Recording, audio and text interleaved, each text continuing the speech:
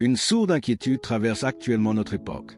Elle se manifeste par une oppression thoracique que le rythme de travail ne suffit pas à expliquer, ou par une agitation intérieure indépendante de la fatigue physique.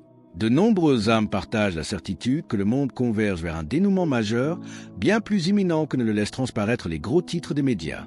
Dans ce contexte, les déclarations prophétiques attribuées à la reine de la paix acquièrent une résonance et une urgence inédites. Bien que ces avertissements ne soient pas nouveaux, le moment précis où ils atteignent le croyant détermine leur impact spirituel, car il existe des messages que l'humanité entend puis oublie, et d'autres qui surviennent à l'instant exact où l'esprit est mûr pour en accueillir la substance. Chaque interaction numérique sur ce message n'est pas un simple geste devant un écran, mais une semence déposée dans le champ spirituel de ce monde. Pensez à cliquer sur « J'aime » et à vous abonner pour permettre à ces paroles de rejoindre une âme égarée. Laissez également en commentaire votre élan d'amour envers notre Mère Céleste. Les locutions prophétiques de l'année 2026 décrivent un jalon extraordinaire qui se manifestera sous peu dans l'hémisphère occidental.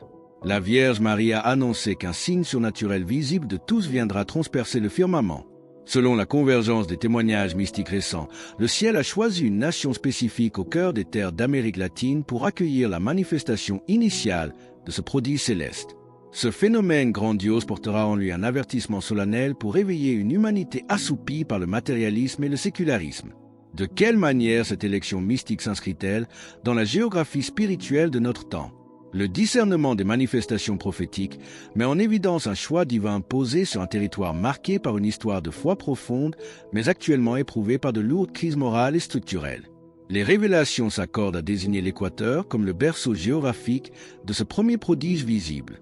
Cette nation, dont le nom évoque la ligne imaginaire divisant le globe en deux, se situe au cœur spirituel et géographique de l'Amérique du Sud, une terre historiquement consacrée au cœur du Rédempteur et placée sous la protection de la Vierge de Guadeloupe. L'Équateur, qui a fait face ces dernières années à de violents séismes, à d'intenses bouleversements politiques et à une insécurité sans précédent, a été vu par une âme consacrée lors d'une extase en mai 2026. Alors que les cartes des nations défilaient dans une lueur fragile, une main omnipotente a arrêté son tracé sur ce pays précis, intensifiant sa lumière de manière géométrique. Une voix majestueuse a alors déclaré que ce lieu abriterait le grand jalon céleste destiné à fortifier les croyants et à briser l'endurcissement des cœurs sceptiques. L'Écriture sainte confirme que la Providence choisit régulièrement les nations humbles ou éprouvées pour manifester la splendeur de ses décrets. Dans le livre du prophète Isaïe, au chapitre 45, verset 8, l'Esprit Saint commande aux éléments de traduire cette justice divine. Que les cieux répandent leur rosée d'en haut et que les nuées laissent couler la justice. Que la terre s'ouvre, que le salut fructifie. Cette sentence valide le déploiement des signes cosmiques. Comment ce prodige de blancheur impeccable se manifestera-t-il dans le ciel équatorien? Les annotations consignées le 4 juin 2026 dans le journal spirituel de la religieuse contemplative décrivent l'apparition d'une source lumineuse sans précédent historique dans la voûte céleste. Ce rayonnement, d'une blancheur impeccable teintée de nuances subtiles de bleu, se déploiera de manière géométrique, donnant la sensation saisissante qu'une main invisible déchire de haut en bas le voile séparant le monde matériel de la gloire du royaume de Dieu. Ce signe n'aura aucun rapport avec une aurore boréale ou un crépuscule naturel, échappant ainsi aux modélisations de la science humaine. L'annonce de ce prodige ne vise pas à alimenter un climat de panique destructrice, mais à initier un sursaut salvateur au milieu d'une société saturée par le bruit et l'indifférence. La Vierge Marie utilise la splendeur de la création pour rappeler la préséance de l'Éternel sur les contingences éphémères du siècle. Les fidèles habitant les centres urbains de Quito, Guayaquil ou Cuenca sont appelés à se faire les vecteurs de cette préparation, en transformant leur foyer en sanctuaire d'oraison.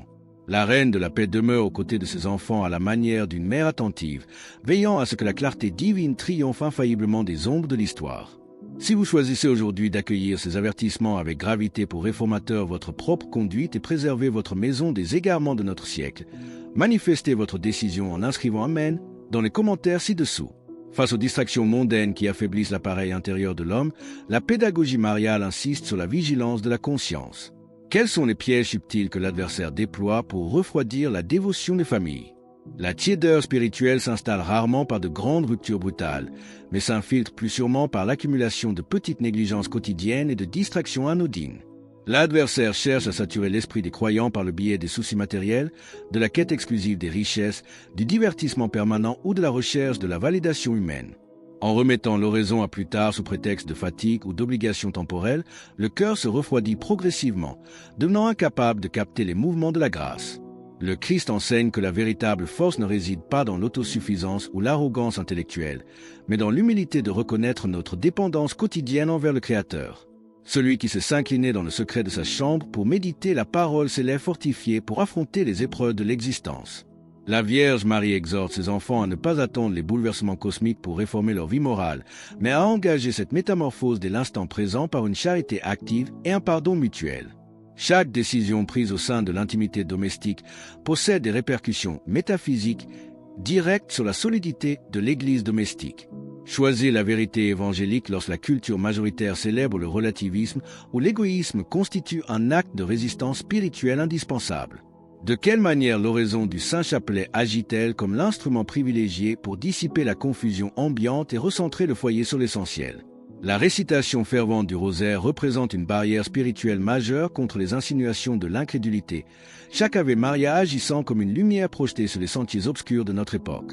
La Reine de la Paix rappelle que la foi n'est pas une simple adhésion intellectuelle ou un formalisme de façade restreint au culte dominical, mais une amitié vivante avec le Christ qui doit configurer nos choix, nos paroles et nos transactions quotidiennes.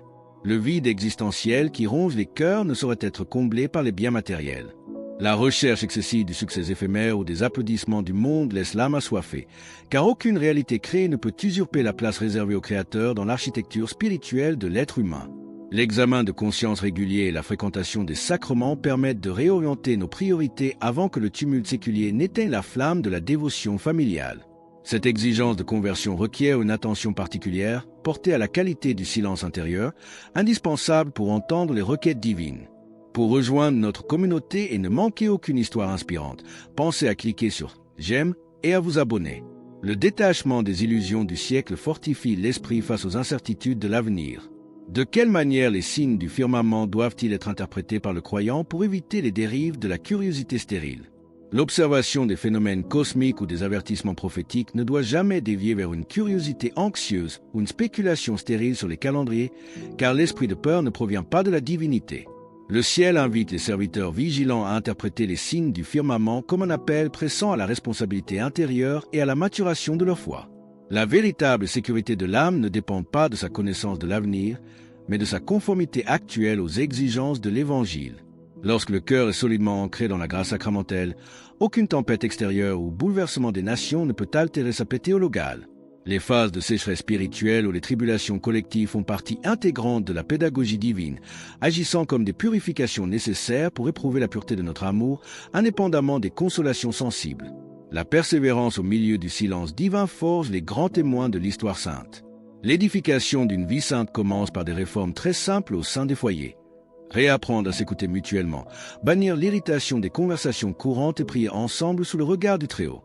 Une maison où la charité est exercée devient une forteresse inexpugnable contre les courants de confusion qui traversent notre siècle. Comment cette rectitude domestique prépare-t-elle le triomphe de la lumière sur les structures de l'iniquité? La victoire définitive de la grâce sur les structures du péché et l'obscurité morale s'accomplira à travers la fidélité de ces petites églises domestiques qui refusent le compromis avec la tiédeur.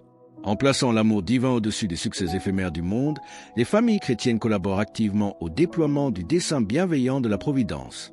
Les épreuves de l'histoire, aussi sombres soient-elles, ne sauraient éteindre l'espérance théologale ancrée dans la certitude de la résurrection. L'arche de la Nouvelle Alliance demeure le refuge spirituel par excellence, guidant les pas des fidèles vers l'aurore d'un monde renouvelé par la miséricorde souveraine du Père. En marchant d'un pas ferme sur le sentier des commandements, le foyer chrétien traverse les mutations de notre siècle avec la sérénité des serviteurs qui ont placé leur confiance en l'Éternel. La lumière du Christ dissipe infailliblement les ombres du cœur humain. Alors que nous concluons sur ce choix crucial et cette transformation à opérer, nous vous invitons à déclarer votre foi. Commentez « Jésus est roi ci-dessous » pour affirmer cette vérité avec nous. Et votre parcours ne doit pas s'arrêter ici. Cliquez sur la vidéo qui apparaît maintenant sur votre écran pour un autre message puissant que nous avons préparé pour vous.